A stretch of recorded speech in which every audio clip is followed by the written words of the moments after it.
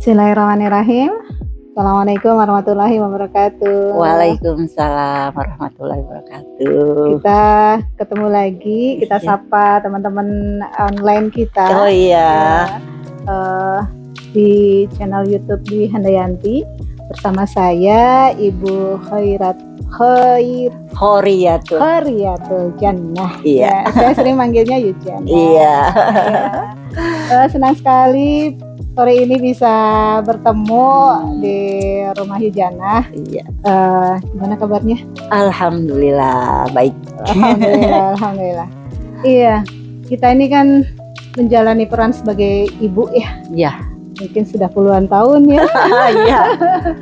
Dan sudah 30 lebih. Nah, 30 tahun menjadi seorang ibu. Dan seperti yang kita rasakan bersama ataupun juga banyak ibu yang merasakan bahwa seolah-olah pekerjaan ibu itu nggak ada habisnya. Bahkan kata teman-teman saya tuh, kerjaan seorang ibu tuh kayak nyabutin tisu. Kalau ngambil tisu tuh, tisu satu diambil, muncul lagi. Selesai satu ada lagi ya. Jadi kalau menurut Yujanah nih, dari pengalaman selama ini nih, dengan putra putri 3 orang ya? Iya 3. Sekarang cucu ada berapa? 1 ya. Dan ada punya anak disabilitas. Nah, gitu ya. Menurut Yujanah dari pengalaman sebagai seorang ibu selama ini, hal-hal apa sih yang membuat seorang ibu tuh kadang merasa capek banget ya dengan itu tadi ya, pekerjaan yang seolah nggak ada habisnya, kemudian juga tanggung jawab yang banyak lah begitu ya. Apalagi tadi ya Yujanah ada putri yang mengalami ya ada gangguan dengar. Iya, gangguan di pendengaran ya. Iya. Gimana ya? Ini pengalaman masa kecilan anak ya. Iya. Sepertinya ibu tuh tidak boleh lelah ya. Gitu ya. Nggak boleh lelah. Nggak boleh lelah. Kalau lelah habis semua. Jadi dinikmatin. Iya. Jadi rasanya saya nggak pernah merasa lelah ya. Karena menikmatin aja itu ya. Betul. Kalau capek, otomatis capek. Iya. Tapi kalau lelah, insya Allah kayaknya saya nggak pernah mengeluh sama suami gitu, bilang lelah gitu enggak. Iya. Oh, pernah sekali, nggak tahu itu apa namanya ya. Waktu Farhan usia berapa ya? Sebulan kalau nggak salah. Saya tuh kerasa kayaknya lelah gitu, apa frustasi atau apa. Farhan nangis. Saya diemin aja, saya cuma liatin aja.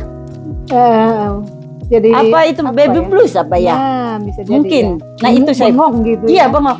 Mau diapain sih gitu loh. Hanya sekali itu kayaknya. Dan tetangga langsung datang, kenapa tuh Farhan nangis terus gitu. Ya nggak tahu, udah dikasih susu tetap nangis, saya bilang gitu. Iya. Ya udah itu aja. Nah itu saya yang merasa. Kalau yang lain, Farhan adalah putra ketiga ya. Ketiga. Artinya pengalaman mah sudah ada. Udah ada ya. Tapi nggak tahu, tapi hanya sekali itu aja sih. Iya. Pas diambil sama tetangga, terus dibawa pulang sama dia ke rumahnya gitu. Terus dia bilang, kayaknya ibu tuh ada perasaan gimana ya, capek kali ya, kata dia. Nggak tahu, saya bilang gitu ya. Mungkin itu ya namanya lelah ya. Betul. Mungkin ya. Jadi capek fisik mah ada, otomatis kalau capek fisik. Tapi ketika kita menikmati, maka itu tidak membuat jiwa kita lelah ya. Iya. Beda ya capek sama lelah. Betul. Lelah itu kan ke batin ya. Kalau menurut saya ya. Punya daya upaya lagi ya. Iya. Kalau sekedar capek sih istirahat sebentar juga seger lagi ya. Tidur umpamanya gitu kan, bangun seger lagi. Nah kayak gitu. Kalau gitu ya, kalau persepsi saya gitu.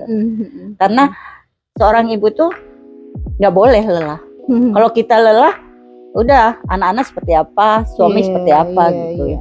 Karena kekuatan, menurut saya nih, pengalaman saya, kekuatan dalam rumah tangga itu adalah ada di istri. Iya. Gitu, kalau menurut saya. Jantungnya rumah ya. Iya. Masya Allah. Nah, tadi ya, kita capek fisik mah boleh. Boleh. Ya. Tapi wajar lah gitu ya. Namanya juga mengerjakan banyak hal gitu ya. Tapi tadi lelah hati jangan. Gitu ya.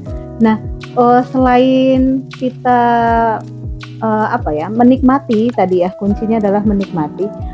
Ada hal lain apa lagi yang bisa dilakukan oleh para ibu nih supaya tadi ya tidak terjebak kepada kondisi yang wah gitu ya, tapi ya dinikmati. Kemudian apalagi nih yang harus dimunculkan dalam diri seorang ibu dalam menghadapi tugas-tugasnya?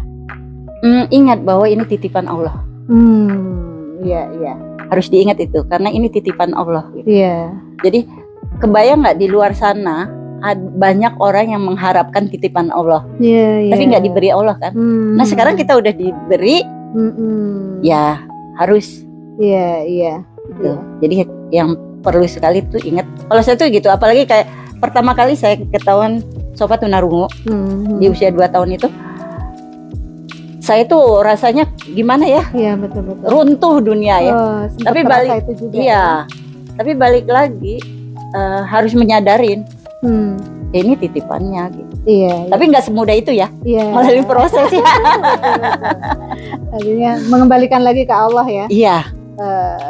Tadi sudah minta Allah berikan keturunan, ternyata ketika Allah berikan keturunan dan ada ujiannya ya kembali lagi ya, bahwa ini titipan Allah yang sudah memang kita minta, ya harus dijaga, diikhtiarkan. Iya, ya. Kemudian harus bertanggung jawab dengan titipan ini ya.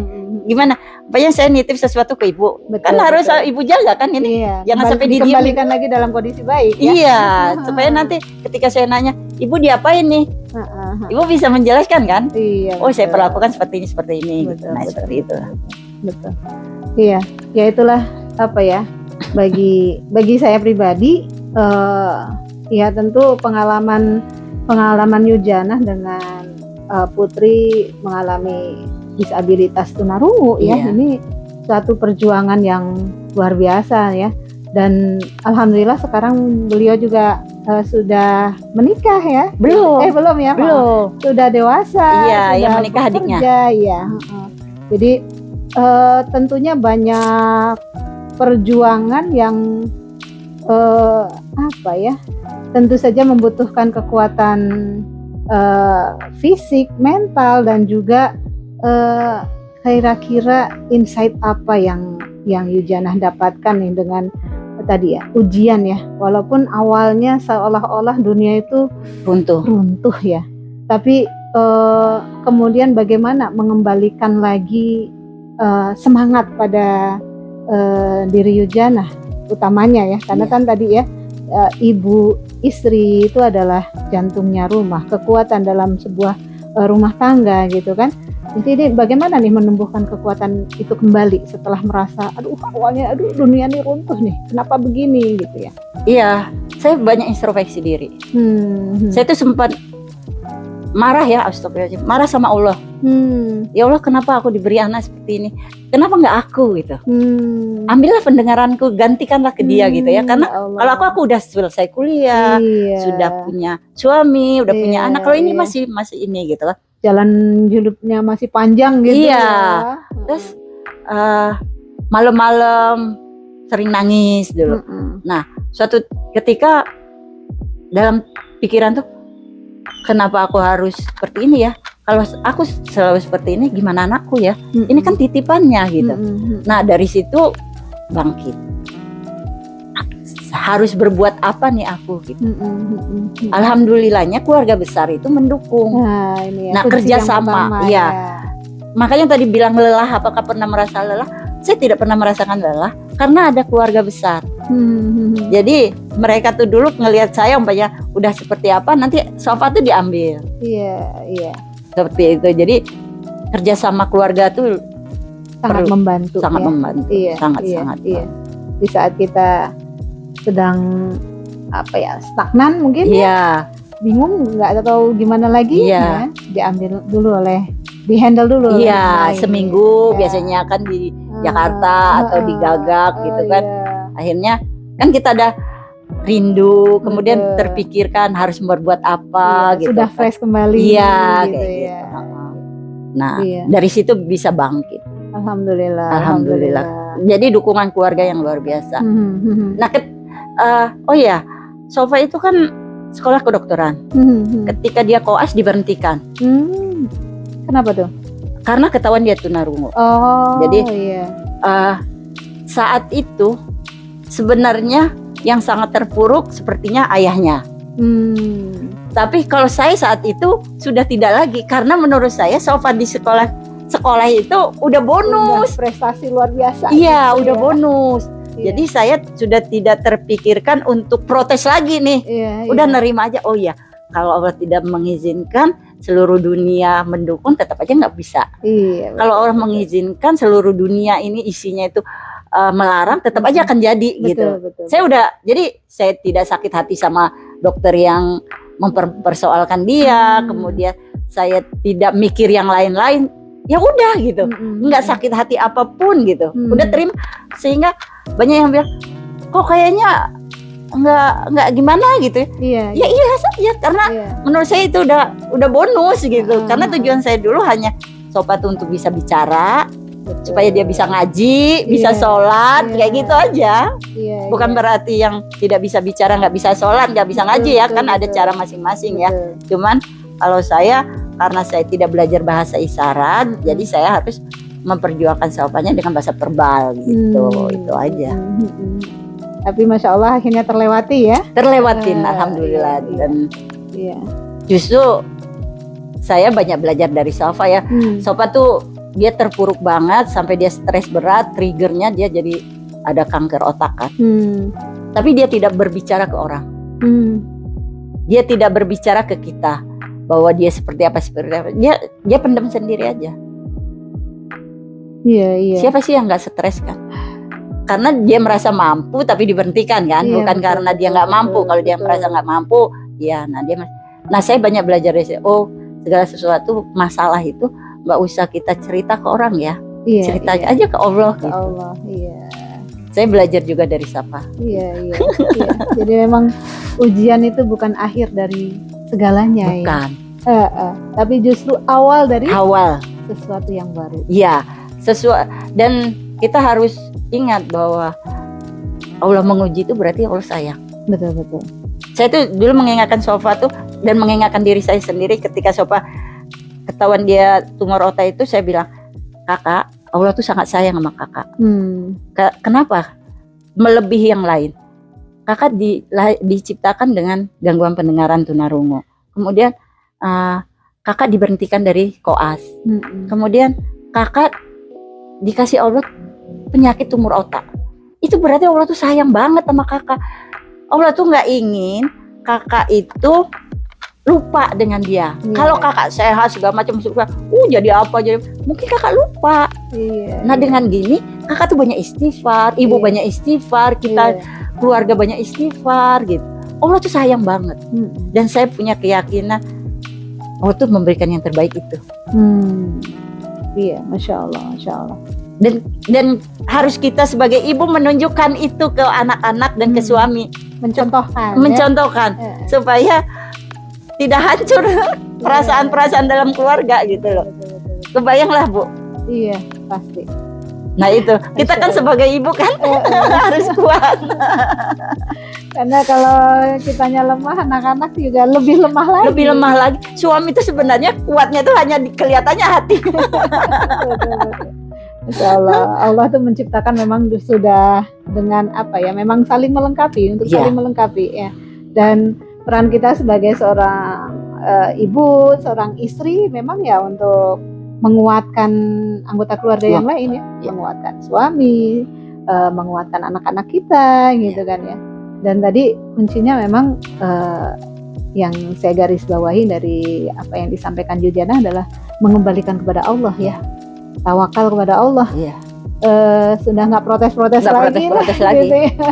Mengambil banyak hikmah kebaikan di balik semua ketetapan Allah. Gitu kan ya. Karena kalau prinsip saya nih, Allah tuh nggak minta apa-apa kok dari saya. Allah tuh hanya minta tuh ikhlas, sabar, ikhlas, sabar, tawakal. Udah. Sekarang semua udah, kalau menurut saya pribadi, semua tuh udah ada nih. Kita tuh hanya menjalankan. Iya. Hanya menjalankan aja. Jadi nggak usah protes gitu, jalanin aja gitu. Tapi kita harus berdoa. Betul. Sebenarnya kata orang, kata para ulama tuh, doa itu bisa mengubah takdir yang jelek katanya gitu. Nah itu aja. Tapi saya selalu menanamkan ke anak-anak tuh doa, usaha harus optimal. Hasil nggak usah dilihat, karena hasil itu bonus. Dan kalau kita melihat hasil, ada dua kemungkinan, sombong atau kecewa. Iya, kalau terlalu terfokus ke sana. Iya. Dan Allah itu melihat itu proses kan, bukan hasilnya kan. Betul. Nah itu aja. Iya. Jadi memang ya ujian ini jadi sebuah proses kita untuk belajar lebih baik lagi. Iya. Semakin dekat kepada Allah, kan begitu. Introspeksi kesalahan-kesalahan, betul. terutama itu. Saya sofa itu saya selalu introspeksi kesalahan saya. Saya itu banyak banget dosa. Makanya dikasih kayak gini gitu loh. Iya. Saya jadi itu aja banyaknya saya mengingat itu. Jadi selalu ingat dosa lah. Banyak banget dosa gitu. Iya. Karena ya kita ini manusia tuh kan tinggal menjalani takdir yang Allah berikan. Iya. Cuman tidak gampang ya. Iya memang betul. Apalagi sesuatu hal yang menurut kita tidak kita sukai gitu ya. Itu untuk menerima sampai ke tahap tadi kan. Udah ini gimana, Allah itu memang butuh proses yang luar biasa ya, perjuangan pada diri kita ya. Iya. Betul. Nah terakhir nih Jana, kalau dalam sebuah rumah kan tadi Yujana mengibaratkan bahwa posisi istri, posisi ibu itu adalah penentu buat kebahagiaan keluarga gitu ya. Nah definisi ibu yang bahagia itu menurut Yujana seperti apa nih? Definisi ibu yang bahagia? Kapan Yujana sudah merasa menjadi ibu yang bahagia? Ketika apa tuh? Ketika anak-anak happy. Ketika anak-anak memeluk gitu ya. Saya tuh biasanya kan kalau Desember itu kan hari ibu tuh ya. Kalau dulu masih anak-anak itu semua ngasih hadiah gitu tuh. Happy banget rasanya. Jadi hal-hal yang membuat saya happy yang ketika anak-anak happy. Iya.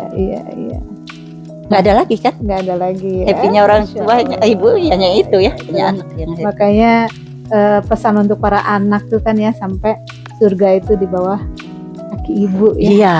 Karena ibu tuh selalu berpikir tentang anaknya. Tentang anak. Bagaimana anaknya nih biar bahagia. Karena kalau anaknya bahagia, maka ibunya juga bahagia. Otomatis bahagia. Kalau anak sedih, kadang mikir gini, kenapa nggak saya aja sih? Gitu. Ya kan? Iya. Anak sakit, kenapa nggak saya? Iya, kenapa nggak saya aja sih gitu. Tapi kalau bahagia, ya udah anak bahagia gitu, kita bahagia gitu. Gitu.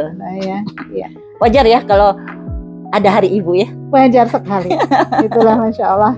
Jadi selamat Hari Ibu untuk semua ibu ibu-ibu Indonesia, seluruh dunia. Iya. Ibu yang bahagia akan membuat anak-anak bahagia, keluarga bahagia, dan insya Allah dengan begitu mereka juga akan tumbuh dengan baik ya, dan juga sukses dunia akhiratnya. Amin. Doain ya. Iya, kita saling mendoakan. Iya, kita saling doain ya. Iya, ini juga ada apa nih? Jus kedondong. Buatan Yujana. Iya. Dulu tuh saya jualan jus kedondong. Oh iya. Salah satu bentuk mungkin apa ya? Waktu itu salah satu bentuk usaha menjemput rezeki Allah untuk biaya sekolah anak-anak. Masya Allah. Sekarang anak-anak sudah selesai sekolahnya, ya tinggal menyalurkan hobi ya. Membuat bahagia. Salah satunya ini juga ya, membuat kita bahagia. Sesekali me time dengan mengembangkan hobi ya. Selain ini juga Yujana punya hobi apa Yujana? Kita naik gunung kan? Kami berdua ini sering naik gunung ya, hiking sebagai salah satu bentuk tadi ya me time kita ya. Kebahagiaannya nggak bisa kita ceritakan ke orang kecuali orang itu yang merasakan ya gitu. Itulah. Ya. Oke, itu sahabat-sahabat semuanya, para ibu di seluruh dunia. Persembahan dari kami dan doa terbaik dari kami untuk semua ibu. Semoga Allah memberikan keluasan rezeki, memberikan kelapangan atas semua urusan, memberikan kebahagiaan dunia akhirat kepada para ibu, dan putra-putrinya tumbuh menjadi putra-putri yang soleh solihah, Amin. sukses dunia akhirat. Amin amin amin ya Allah. Terima kasih. Assalamualaikum warahmatullahi wabarakatuh. Waalaikumsalam warahmatullahi wabarakatuh. Terima kasih waktunya Ijana. Sama-sama.